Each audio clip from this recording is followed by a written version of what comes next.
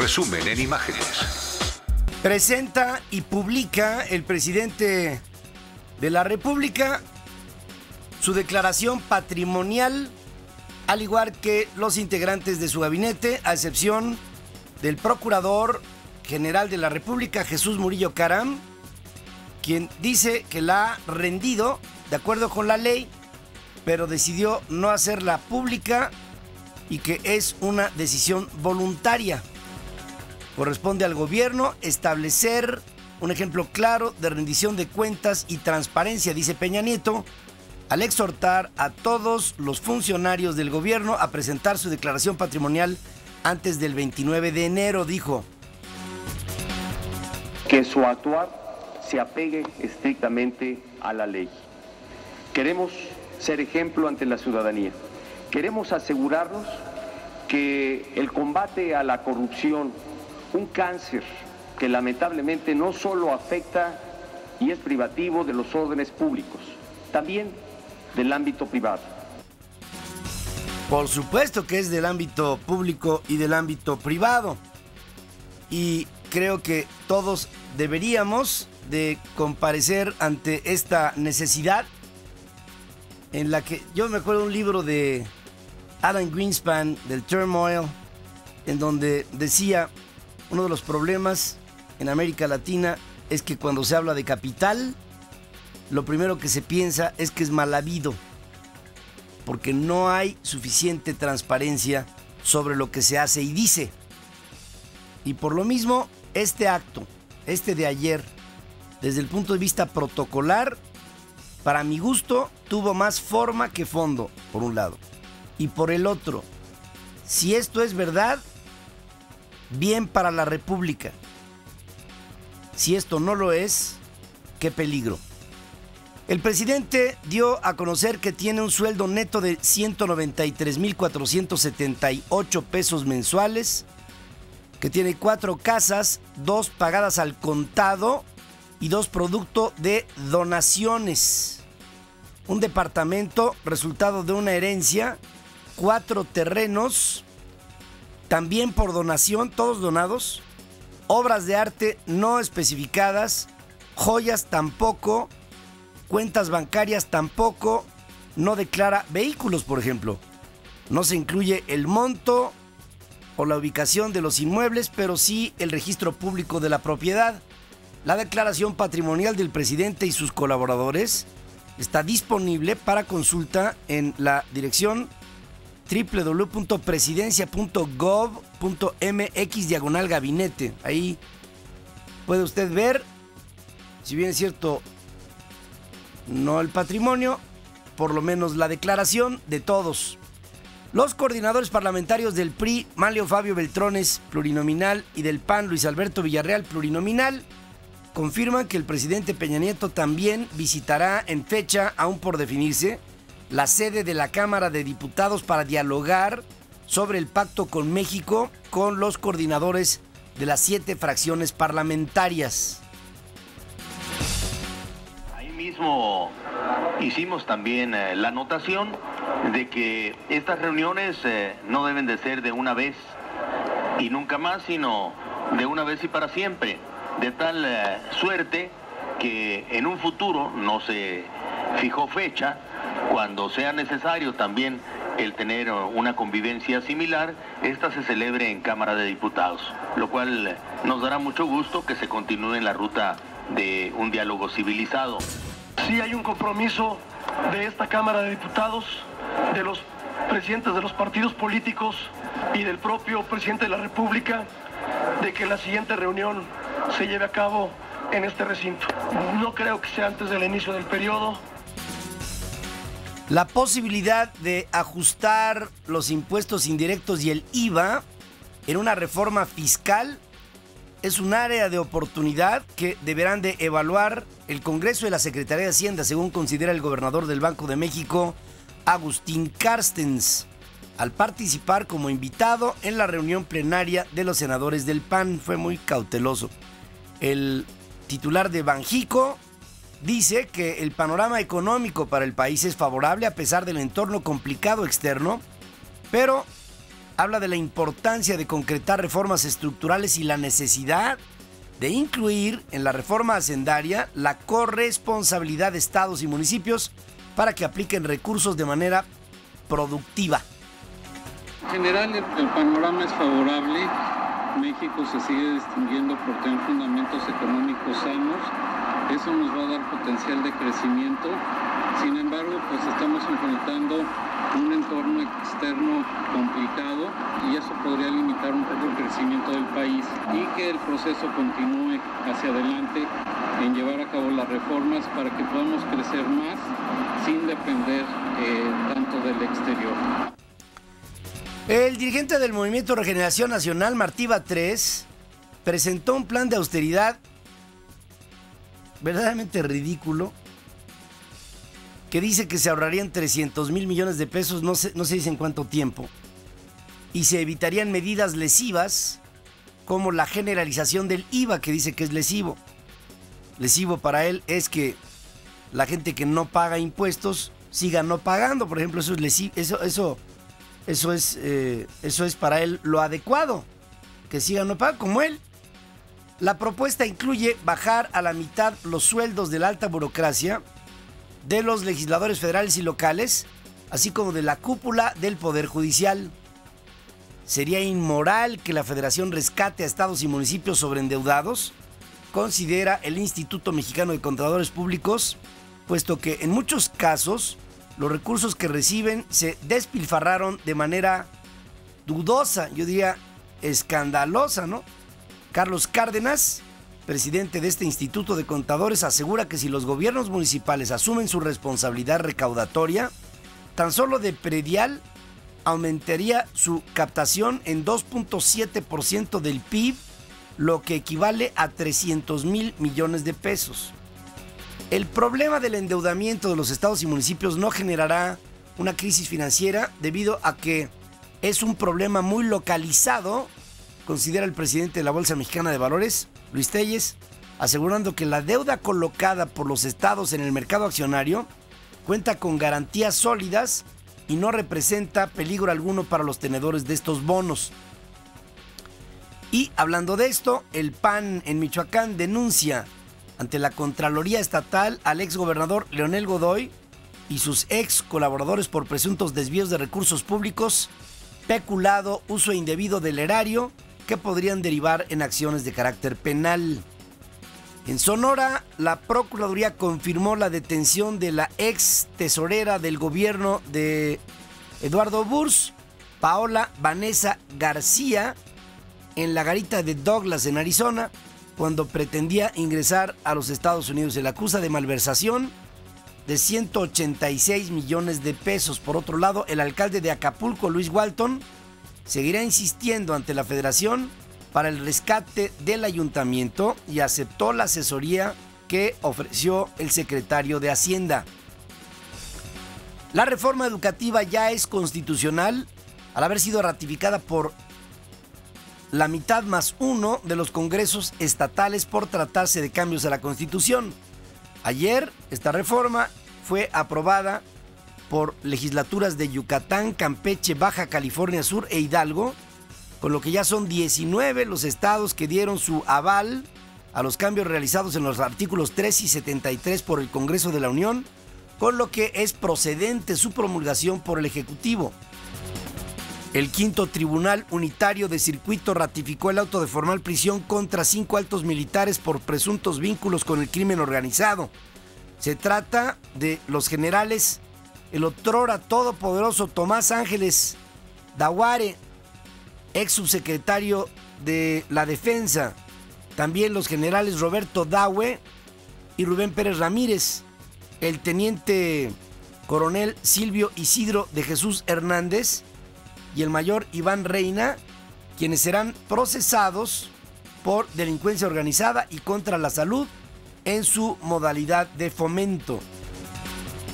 Por otro lado, la Secretaría de la Defensa y de la Marina Armada confirman que el ataque cibernético a sus páginas de internet no afectó a sus sistemas informativos ni a la red de comunicación interna.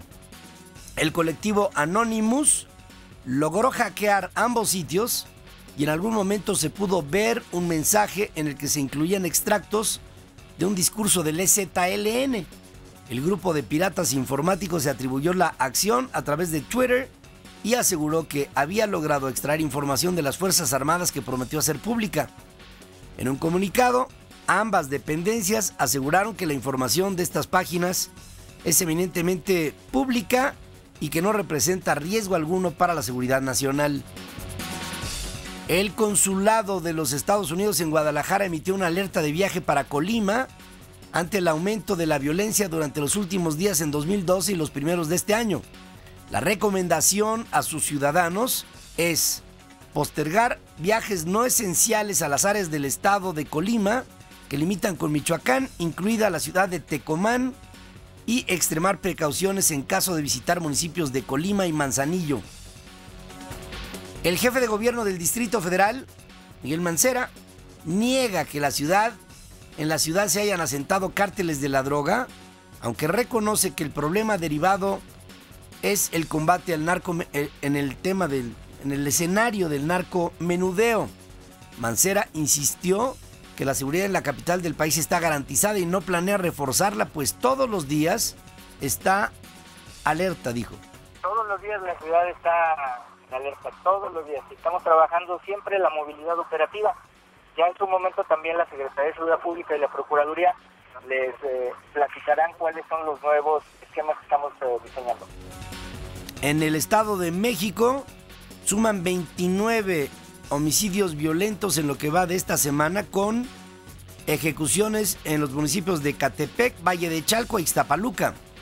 El procurador mexiquense Miguel Ángel Contreras dice que los hechos sangrientos de principios de semana son producto de ajustes de cuentas entre grupos delictivos. Se trata de ajustes entre grupos delictivos por el control territorial. Son hechos delictivos serios, graves, que tenemos que enfrentar con toda la seriedad, con toda la responsabilidad que tenemos encomendada. En Acapulco, 2 personas fueron quemadas vivas por sujetos que prendieron fuego a un autobús urbano sobre la calzada a pie de la cuesta a plena luz del día. Era la 1 de la tarde. Los agresores permitieron bajar al resto de los pasajeros y después incendiaron el vehículo con esas 2 personas adentro. Quiero decirle que murió de un aparente paro cardiorrespiratorio el medallista olímpico Noé Hernández, quien convalecía de un atentado a tiros que sufrió en un bar la madrugada del 30 de diciembre en el municipio de Los Reyes, Estado de México.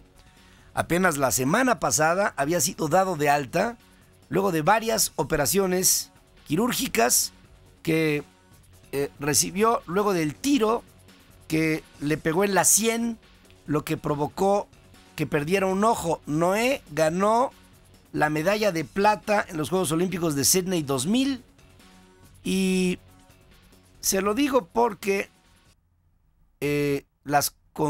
entendemos el atentado, entendemos el tiroteo, entendemos que perdió un ojo, pero lo que todavía no podemos entender es por qué todo esto derivó en su muerte, cuando no hubo una explicación previa que nos hiciera sentir que estaba afectado de muerte de alguna cuestión orgánica, o si fue un hecho súbito que acabó porque miren, la explicación es un aparente paro cardiorrespiratorio. Y yo le quiero decir una cosa: todos cuando morimos se nos para el corazón, o sea, es un paro cardiorrespiratorio en todos los casos, ¿no? O sea, la explicación de entrada no me satisface. En el ámbito internacional, el presidente de los Estados Unidos, Barack Obama, presentó un plan para reducir la violencia armada con una serie de decretos y exhortando al Congreso a cambiar la legislación como parte de una obligación moral para confrontar un fenómeno que dijo está infringiendo muchas otras libertades de los estadounidenses. En un acto en la Casa Blanca junto con el vicepresidente Joseph Biden y frente a víctimas de tiroteos y niños que le escribieron para pedir detener las matanzas, Obama anunció 23 acciones ejecutivas para endurecer el control de acceso a armas, entre las que figura la exigencia de verificar antecedentes penales para todos los compradores. El gobierno dotará de más recursos a escuelas para fortalecer sistemas de seguridad y para que organismos públicos estudien nuevas formas de impedir que personas peligrosas tengan acceso a las armas. Mire, en parte está bien porque hay una zona de la delincuencia que al tener antecedentes penales no tendría acceso a comprar una pistola, que la van a conseguir de todas maneras.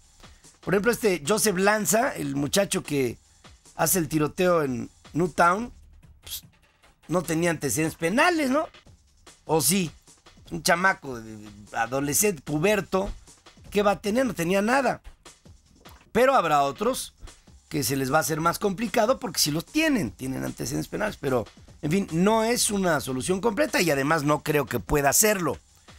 Además, el presidente de los Estados Unidos urgió al Congreso a renovar la prohibición sobre la venta de armas de asalto de 1994, así como prohibir la de cargadores con capacidad superior a las 10 balas para lo que se llaman los rifles semiautomáticos.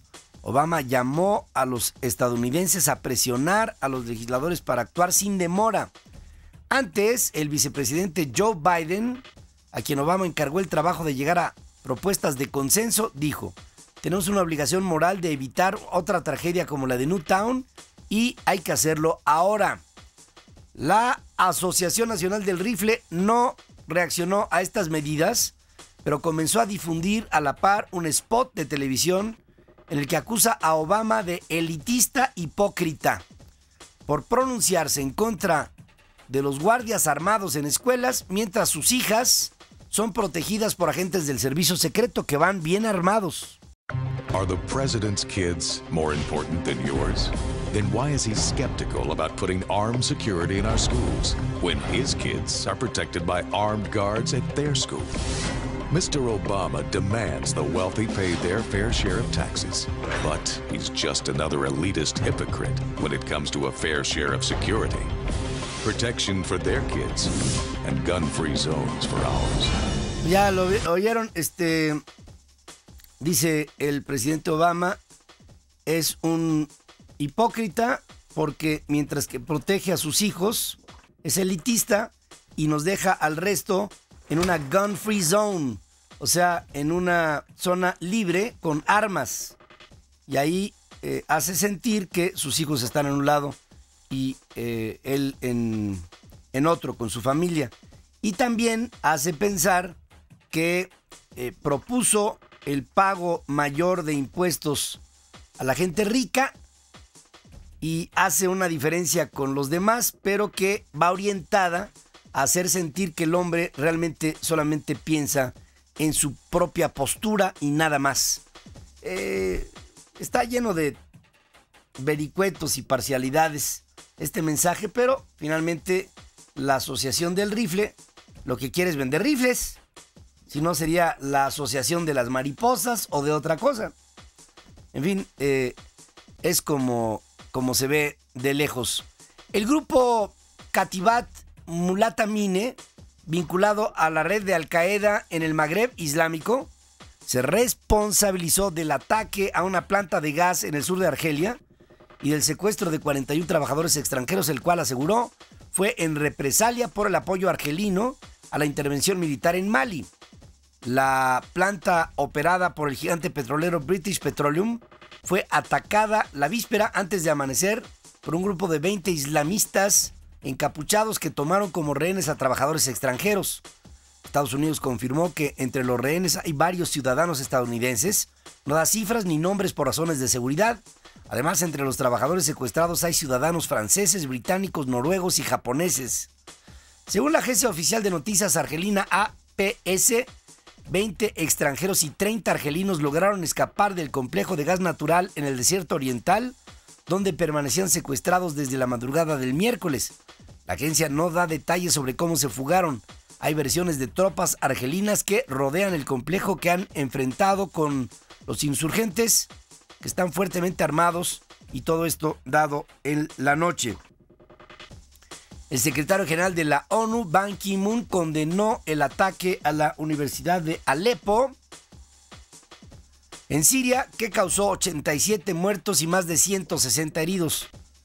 Ban Ki-moon llamó al pueblo sirio a reflexionar sobre la degradación del conflicto que, dijo, está desgarrando a la nación, yo diría al mundo, y subrayó la urgente necesidad de una solución política pacífica que termine la violencia y satisfaga las aspiraciones democráticas del pueblo sirio. El Programa Mundial de Alimentos de las Naciones Unidas anunció que aumentará la ayuda alimentaria a Siria para atender a 2,5 millones de personas, 1 millón más de las que asiste actualmente. Se pretende llegar hasta la población que necesita ayuda urgente y a la cual no se ha tenido acceso por falta de apoyo en el terreno de las operaciones.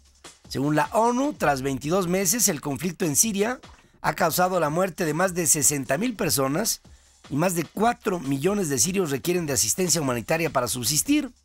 Estados Unidos condenó el despreciable ataque a la Universidad de Alepo y culpó al régimen del presidente Assad de lanzar ataques aéreos que dejaron 87 muertos, más de 200 heridos, en su mayoría estudiantes y refugiados. Es impresionante lo que le decía. ¿Se acuerdan que se lo describía yo ayer? El ex candidato presidencial opositor venezolano Enrique Capriles exigió al presidente Hugo Chávez, operado hace 5 semanas en Cuba, que ya de una vez por todas aparezca y explique al país lo que pasa en su gobierno tras conocerse un decreto supuestamente firmado por Chávez en el que designa a un nuevo canciller. Si el presidente de la República puede firmar decretos, yo le llamo a que aparezca y le hable a los venezolanos y les diga qué es lo que está pasando con ese gobierno. Porque en Venezuela lo que hay es desgobierno, dijo Capriles, gobernador reelecto del estado de Miranda. Y con todo ello, hay algunos grafólogos que dicen que la firma de Hugo Chávez sobre el nombramiento de Dawa como canciller es notablemente diferente a firmas de decretos anteriores, lo que hace pensar una de dos: o que no firmó él, o que firmó pero está tan débil que le achachí